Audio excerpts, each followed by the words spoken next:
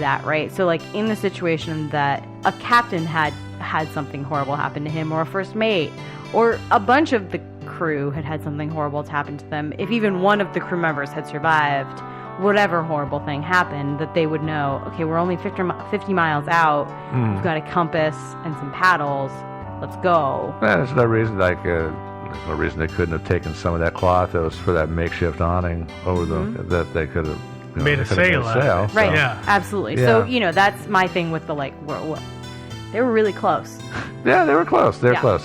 So there was an inquiry, an official maritime inquiry to the whole thing, and their conclusion was that the fact that the passengers and crew were gone was, quote, inexplicable, unquote. The life rafts and the dinghy were missing, but it didn't make any sense, and it was obvious to the people that did this inquiry that it made no sense to abandon ship, given that it was unsinkable. Mm-hmm. And I know for me, before I abandoned ship and got into a lifeboat, it would have to be a lot lower in the water than the Joyita was. Right. I go back to we were just talking about, right? And that, it's drilled into your head that, the only time that you leave a ship is when you are 100% sure that ship is sinking. Yeah. It's got to be your ankles are in the water. Which is, I know that's part of the theories as to why that might have happened. One of the theories, yeah. One of the theories is I'll just go through the theories now, and this is one popular theory is the Captain Down theory, which means that he was disabled or dead. This theory goes that he was aware that it couldn't sink, so he would have told the passengers that there was no danger and everybody would have stayed on board. So the theory is that he must have been incapacitated, and people panicked and took to the life rafts because he was incapacitated. And as a variant in this theory, there was a rumor that there was tension between the captain and his first mate, and so in this theory, they had a fight, and one or both fell overboard, and the rest of the crew and the passengers took to the lifeboats. I think you're probably going here, but there's no way that those were the only two people on the ship who knew that about the boat, exactly. Right? Of course, at least the first mate and probably at least several other members of the crew were aware of all the cork on board, the cedar planking, the 80 barrels. And so even if the captain was down, they still would know the boat's not going to sink.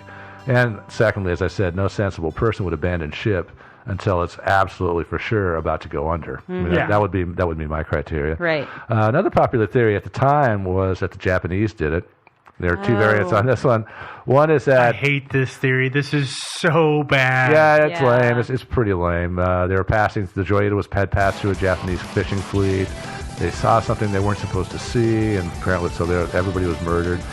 And I don't know what they were not supposed to see. Maybe they were using an illegal lure. I don't know. But this is and they quoted. This is from the Fiji Times and Herald. They said that this was from an quote unquote impeccable source, but they produced no further evidence.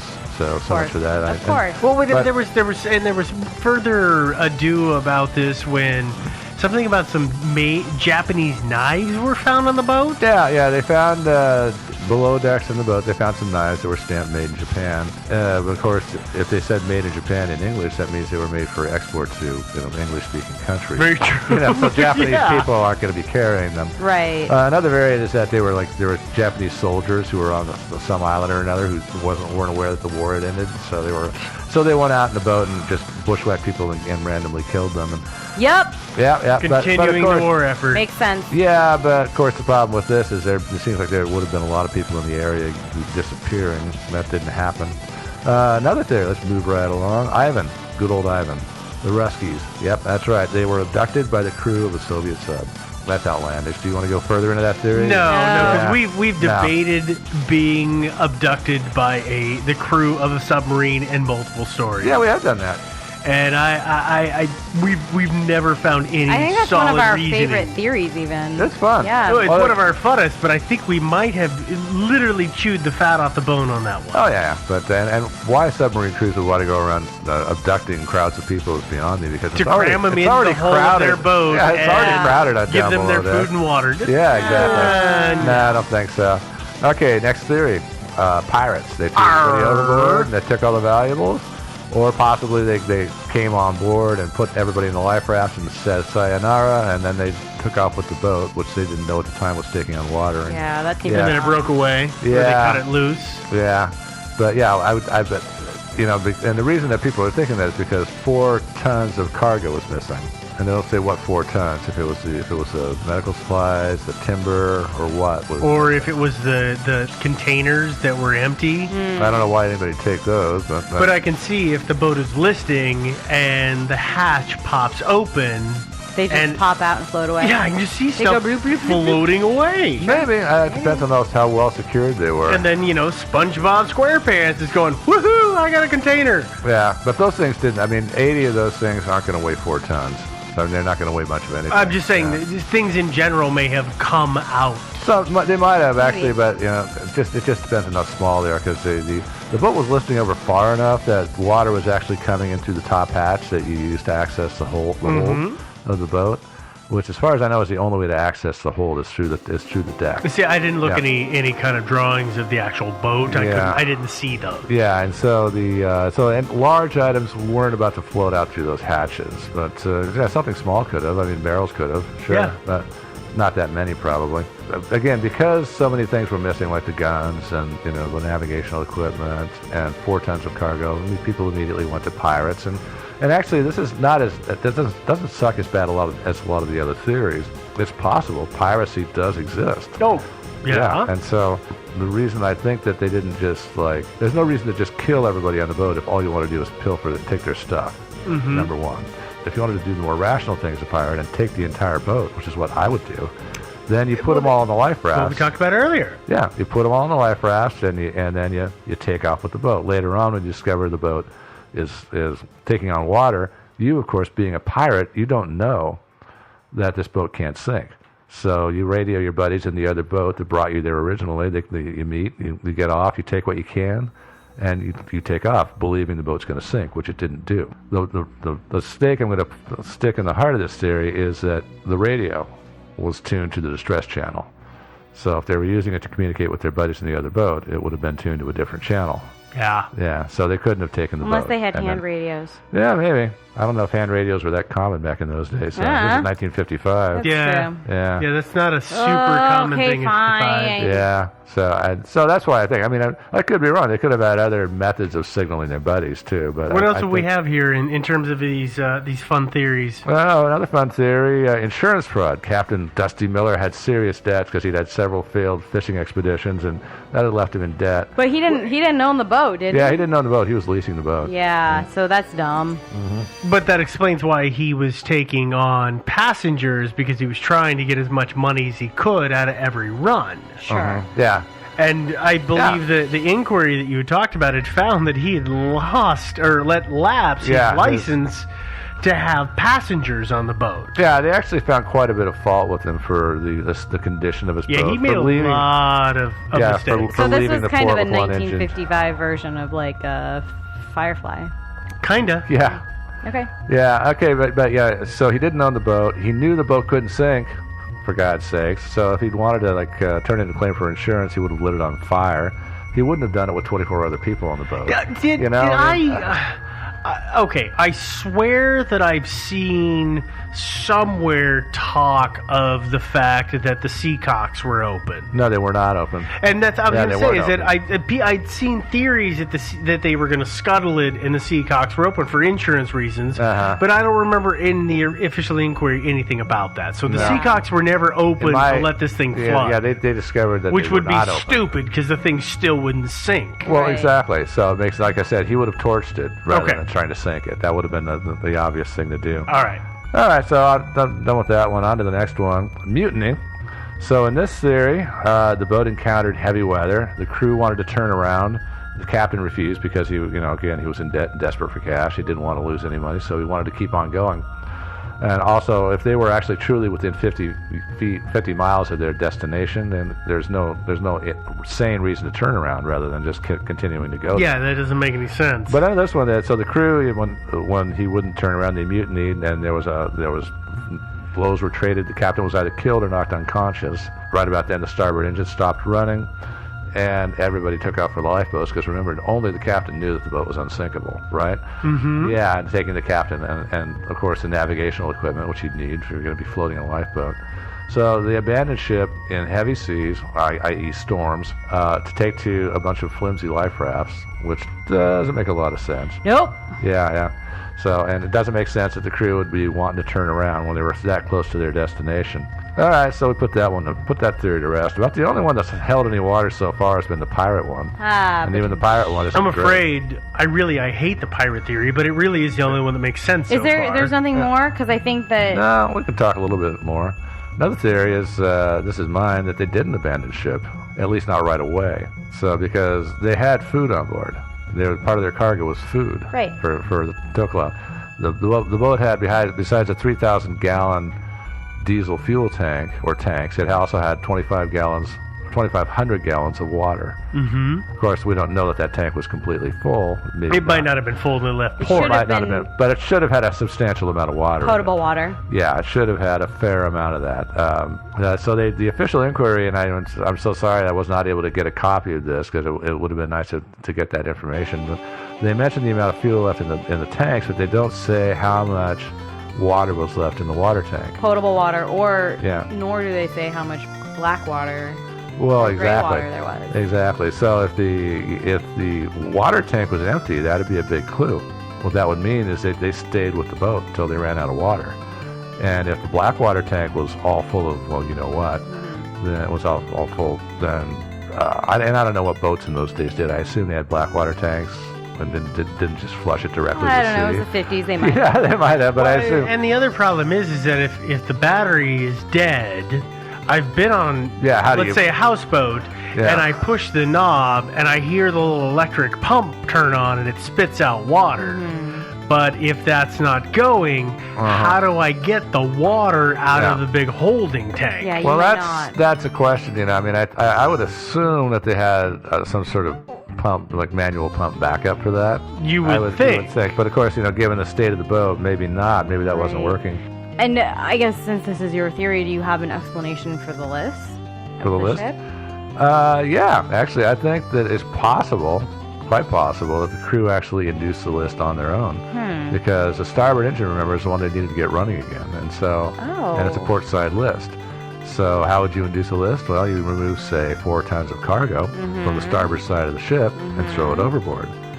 And your boat starts listing. Get something out of to the try to pull the engine starboard engine out of the water, or make it run, or whatever. Yeah, that makes sense to me. Actually, it's a lot of sense. It's logical. Yeah.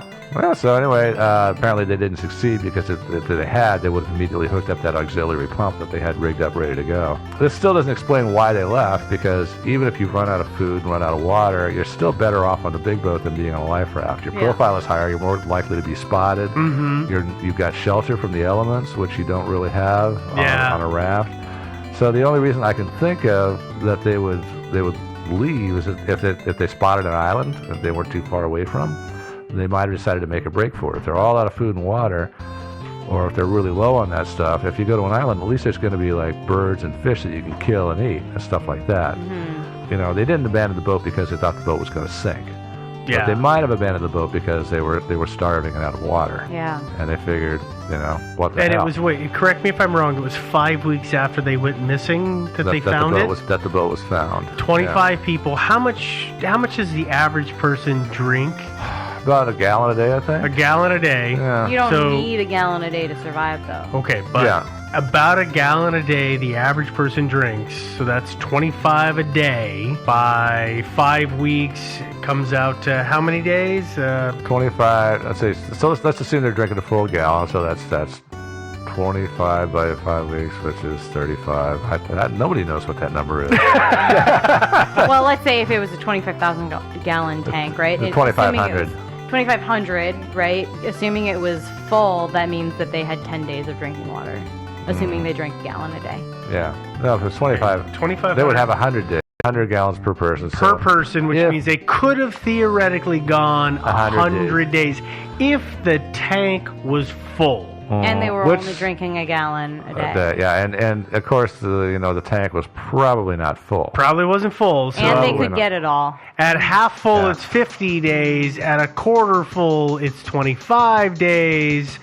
So we're now running into that gray area of, let's say it was half or a quarter full when they left port.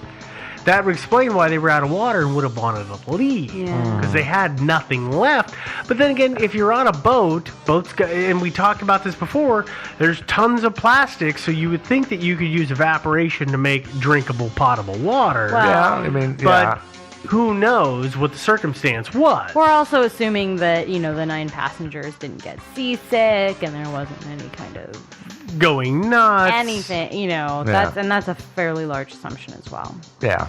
And so, and there would have been other uses for the water. Obviously, you're going to need to use a little bit of water to wash up occasionally and things like that. If you do get seasick and you barf, you're going to want to wash your face probably, rinse your mouth out.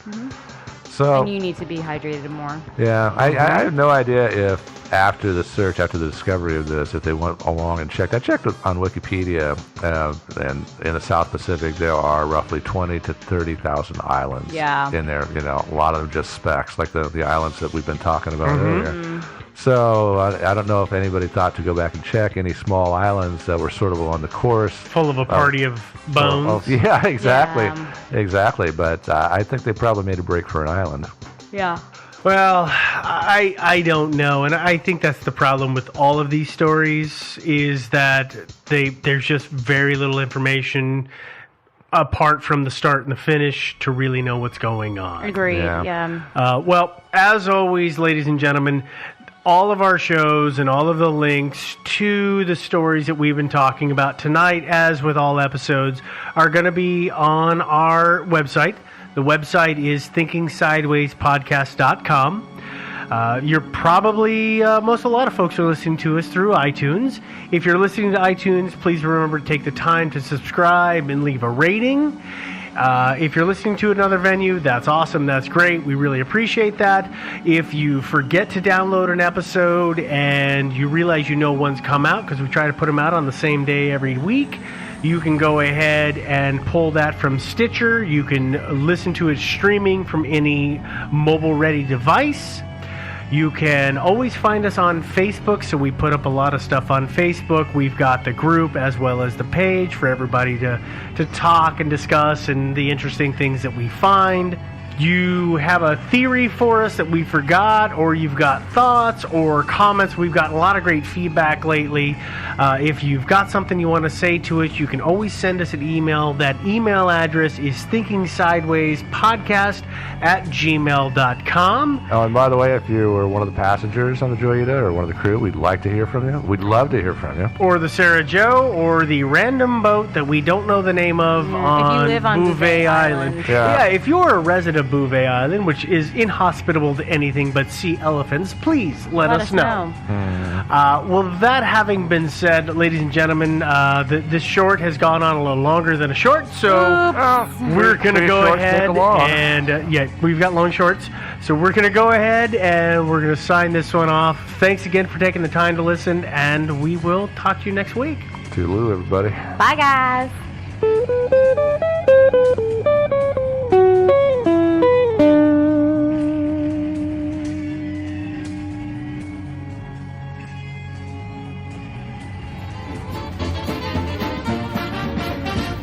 Thinking Sideways. I don't understand. Does not compute. You never know. Insufficient data to formulate a reply. What? Stories of things we simply don't know the answer to. Hey, everyone. Thinking Sideways, the podcast. Hey. Again, as always. Yeah. I'm Devin, joined by... Joe. And Steve, as we point at each other, saying, Yeah. you're it. Yep, Steve, Yeah. you jumped the gun. What? Not, Huh? But, not our real names. So, So, tonight, Godzilla, fact or fiction? no. Prepare for the onslaught of requests of please actually do that. Yeah. Yeah. No. Thanks, Joe. Thanks, Joe. Good job, Unsolved dude. mystery. There was Good a job. documentary made in Japan in the 50s. But anyway, Yeah, I remember. yeah. Okay. I was live in the 50s. So we're going to do a listener suggestion tonight. So preemptively, thanks, Teresa, I think is how you say your name. Maybe it's Teresa. Teresa. I'm never sure Teresa. with Teresa and Teresa's. Yeah. I'm so Either way, sorry. we got our bases covered. Yeah. So one of you, two ladies, thank you. Maybe both. I don't know. We're going to talk about... Oh, it's mostly just a story we're going to talk about tonight. There's not really theories. I'm just going to tell a story, pretty much. It's a story of a boy. A boy named Larry.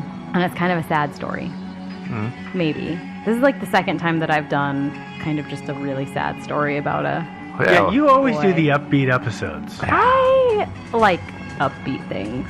I am a positive person, Steve. Well, we're going to beat up this story. Okay, you guys solve ready? the mystery of Larry, the lost boy. The Lost Boy Larry. On August 7th, 1973, CB radio operators in California picked up a strange transmission. It was a cry for help coming from what I guess they soon found out was a 7-year-old boy who said his name was Larry.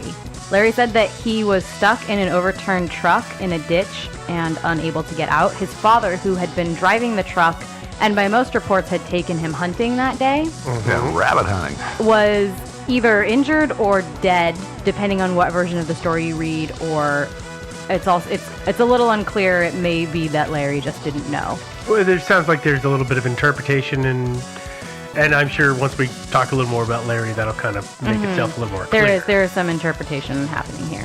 Either way, Larry's transmissions were fairly sporadic. They faded in and out, and operators as far as Canada picked up his transmissions. And, I don't really understand how CB radio works very well, but that's a fairly large sprawl, I think, from Southern California to Canada. It is, but actually, and we can talk about that more later. Are you going to talk anything about the phenomenon known as skipping? I was going to let you talk a little bit about that, because I think you probably have a better handle on it than I do. But suffice to say for now, apparently the fluctuations could be attributed to atmospheric phenomena, a fading battery, or this skipping situation. Yeah, the skipping, that's one of the things is that's a kind of an intermittent situation. It has to do with what's going on in the ionosphere. And so as conditions change, then, suddenly the skipping that occurred a minute before goes away and it comes back. Yeah. So anyway, but back to your story. When asked, Larry couldn't tell anyone what he had last seen before the truck flipped over. He couldn't tell anybody apparently where he lived, what his last name was, or a phone number, anything that would have helped authorities identify him or locate where he was. Larry said he had no food or water, and the CB operator, CB, I guess I should clarify, CB stands for Citizens Band Radio. So these were just amateur operators that picked it up initially, and these amateur operators, being concerned normal human beings, called the police. Of course. Somehow, and I'm still not totally sure how, they figured out, maybe with triangulation or something, that Larry's signal was coming from somewhere close to Albuquerque, New Mexico. Of course, now better known as the location of The One Who Knocks. If you get that reference. If you get that, if you don't, well, hey. I get it. That's all that's important. I don't get it. It's fine. So in the days that followed, a fairly massive search started. There were hundreds of volunteers, police, and planes coming through the mountains that they thought the transmissions were coming from. But of course, as one would expect, since this radio that Larry had access to was in a truck that was no longer running, his battery started to fade. So his transmissions became more and more sporadic. His signal was fading. They couldn't really track it, which is obviously a pretty big bummer in terms of being able to find him. Right. It would have been nice if Larry could have given him a few hints, like look out the windshield, because he had to have known where did they go into the ditch, like in the desert or in the mountains, in the forests. He could have given them some big old clues, but Larry was kind of useless. He was pretty useless, and we're gonna talk about that in a minute. The newspapers and TV shows, even though it isn't a 24-hour news cycle yet, are still, of course, gripping onto this story because it's fairly large news. Oh, this is great news for them. It's really great news. Oddly, no one had any kind of serious, credible reports about a husband and son, brother and nephew, neighbor, or anyone else missing that matched this description. There was one report that said a family had gone missing, but it was a whole family, a mother and a father and a couple kids. One of whom was named Larry. one of whom was named Larry, but They found him. they found them a couple days later, and it was a whole family. It wasn't a truck on a hunting trip. Yeah. And because of this publicity, in the 1970s versions of whatever trolls are came out to play. And this is kind of a sad part of this story. You know, a lot of people have CB radios or just like walkie-talkies, which broadcast on the same frequency, I believe. And people started filling the airwaves with copycat pleas. And also some taunts. There are some reports of people yelling, Larry, you're gonna die out there, and Nice stuff like people. that. Really, really kind-hearted human beings. Yeah. You know, actually, if this was a hoax, then it could have been a whole group of CBers who knew each other. Yeah. So it could have been, the whole thing could have been engineered. It's an inside joke. Yeah, it was just a big insight. It was code for bring beer to the house. Yeah. Or, I'm out of whiskey. Come bring some whiskey. I mean, moonshine. potentially, yeah. It was, we're moving the shipment over the border tonight. Albuquerque, New Mexico. It's right there. Yeah. And actually, Joe brings up a good point. We've kind of hinted at the fact that it kind of came out that this may have been a hoax. As this story went on, Larry was remaining unable to give any kind of helpful details, and all these other copycats are coming into play. Since authorities had very little proof that Larry was in fact real, they eventually decided that it was a hoax and called off the search. On August 10th, 1973, so this is 3 days after the initial contact was made, the New York Times actually ran a little, snippet on this story, and I thought that it was probably one of the best little snaps of what was actually going on at the time. So, Joe, if you wouldn't mind Sure. I'll reading. put on my Walter Cronkite voice here. Can you put on the glasses too? No, I can't read with my glasses on. Believe it or not. So, okay, here we go. Voice of very scared boy on August 9th resumes broadcasting on Citizens Band radio frequency in foothills of central New Mexico. Searchers say they are closing in on area where 7-year-old is believed to be lost in his father's pickup truck. Boy, who says his first name is Larry, told rescuers on August 8th that he and his father were in an accident and that his father is dead. 3 Albuquerque. Helicopter is dispatched to area. Army search plan had monitored transmission from Boyd during night that led searches to Hills. Sergeant W.A. Schmidt says searchers lost contact with Boyd for several hours and presumed that he had either gone to sleep or battery of his radio had gone dead. Says that searchers have not discounted possibility of hoax. Over 150 persons using radio monitors and directional finders are searching foothills.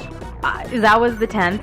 And on August 12th, Larry's signal just went silent. They had a few weak leads, but with the number of people hopping on and copying, giving false information, or otherwise, muddling everything. Getting in the mix because they thought it was fun. Basically. Yeah, I think the police declared that it was a hoax and stopped the search. Just called the whole thing off. And I guess for me, it's a bit disturbing because even like with our episode on the ferries, that was a massive hoax. And people tend to claim responsibility for their hoaxes. Usually. But nobody has ever, one person, one time, super unconvincingly claimed that this was a hoax and that they did it. But that's the only person who's ever claimed responsibility for this maybe being a hoax. And to me, that's fairly disturbing because it makes me believe more that it wasn't a hoax. I don't know. I mean, if I committed this hoax, I don't think I'd confess to it because a lot of people would be really angry. And who knows? I mean, probably the statute of limitations is expired. Oh, yeah. But No, it totally is. by this time, but obviously in the weeks and months immediately after that, or even a few years after that, you probably could still be arrested for something like this. Sure, but I mean, probably not years, right? I think. I don't think Probably after a years, but couple years. that was a lot of manpower That's that true. that police forces and the military That's true, put in. yeah. That's a big cost. That's true. A lot of people are going to be angry. Yeah, that's fair. That's fair. I hadn't really thought of that. One of the amateur CB operators that was listening the whole time said, quote, "I personally have never had any doubt that this is the real thing. I heard the kid crying. I just can't believe it isn't the real thing." And that sentiment is echoed fairly strongly throughout people who actually heard the broadcasts. There was a police chief who spoke to Larry for a long time, for I think 3 hours or something like that. Didn't get any useful information. He didn't get any useful information, but he also didn't seem to think it was a hoax. Mm-hmm. And I think that's a really interesting thing for somebody to say is, you know, this 7-year-old child who should be able to provide me with some kind of helpful information couldn't, but I still don't think it's a hoax. I think it's real. So I think that's very interesting. And I think one of the things that I haven't seen, which we'll discuss a little bit more, is reasons why Larry maybe couldn't. Not that he wasn't willing to give information, but maybe that he actually couldn't give information. Yeah, there's actually a lot of good reasons. I think so too. So there are some extra little fringe tidbits about Larry, or I guess this story. Most of the reports have Larry stuck inside the truck, which makes sense, right? That's the whole reason he's calling for help. Right. And, you know, can't say, oh yeah, I'm in the middle of a desert, things like that. But there's one report that I read that said Larry claimed to have been outside the truck with a skinned knee. I don't really put a lot of stock into that. And also there was another variation is that they flipped over and went into a ditch, which is why the doors were jammed shut. Oh, that's the version that I hear the most. Yeah, but is that it was in a ditch, so he couldn't look out the window and say, "I'm seeing this." It was just dirt. Yeah, he couldn't get out because of that. And then so another this version is said that the truck was in a ravine. It flipped over and he rolled into a ravine. Oh, I guess I wasn't reading carefully enough. Yeah. Well, no, there's different versions just floating around. Well, every variation is like one sentence difference. Mm-hmm. It's very hard sometimes to find all these things. Yeah. Other accounts say that Larry may have actually answered to either David or Larry. That maybe his name was David, not Larry. Mm-hmm. Which I think I generally read in conjunction with the "this is a hoax" theories. Like somebody slipped up once when they were making the hoax. Yeah. Their name was actually David. Yeah. Accidentally said it. Yeah. They also apparently, there are some stories, some tellings where the last name Peak, P-E-A-K. This is in the peak of a mountain. Yeah, is attached to his name, so he's either Larry Peak or David Peak. And where did that come from? I couldn't find a good source for that.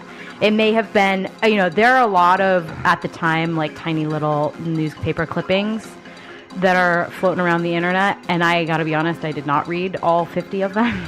It's hard because a lot of them were repeated with a sentence change, like we said earlier. Or like one, the addition of one last name, and I don't have a good answer for why that is.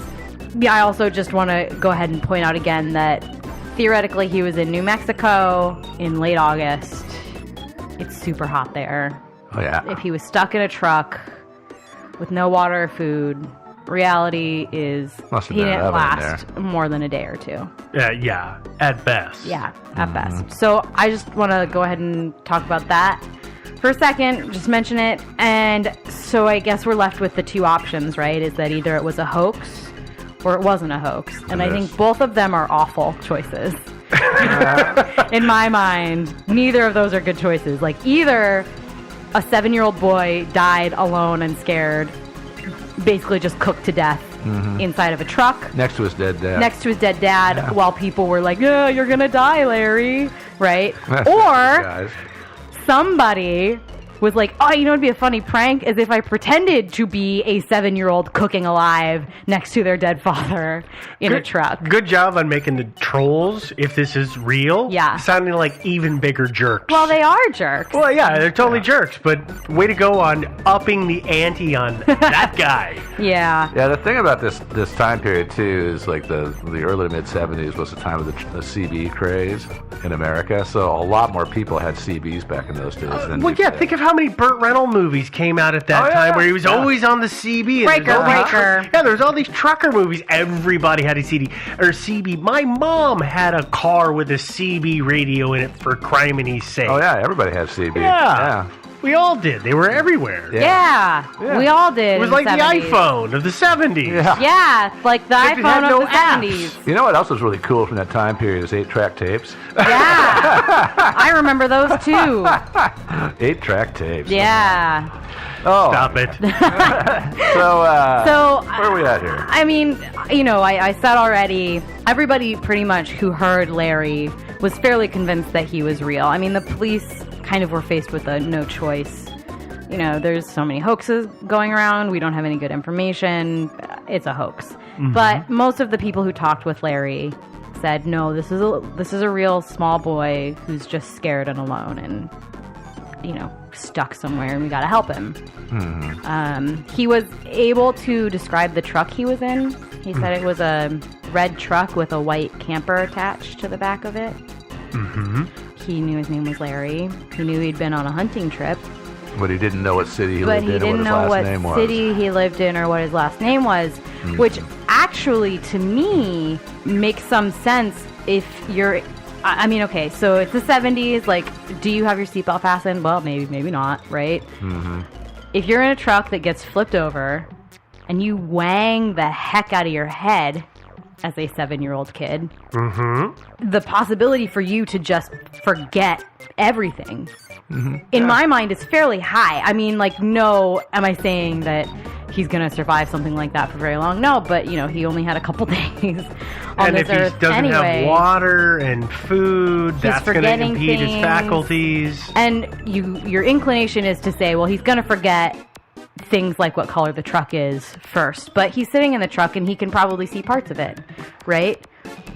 He's going to forget that he was on a camping trip. Well, maybe not. Maybe what he is going to forget, maybe where the bleed in his brain is in his older memories. Maybe his name wasn't Larry. Maybe he just thought his name was Larry. Maybe, you know, maybe he just made up a name that he thought was there. Maybe he wasn't 7. Maybe he was 35. Maybe he was 35. Yeah. Maybe he was the father. Kidding. Yeah. Actually, that's kind of plausible when you think about a head injury, but... You know, so for me, I guess I don't have a huge amount of trouble seeing how something like that could affect someone's memory. If you're in a horrible car crash, it happens all the time, but you get hospitalized because you get care. You know, the other thing that I would jump in here to say is, when was the last time either of you had a conversation with a 7-year-old? And how fleeting is their memory? Well... Yeah, but, you know, when I was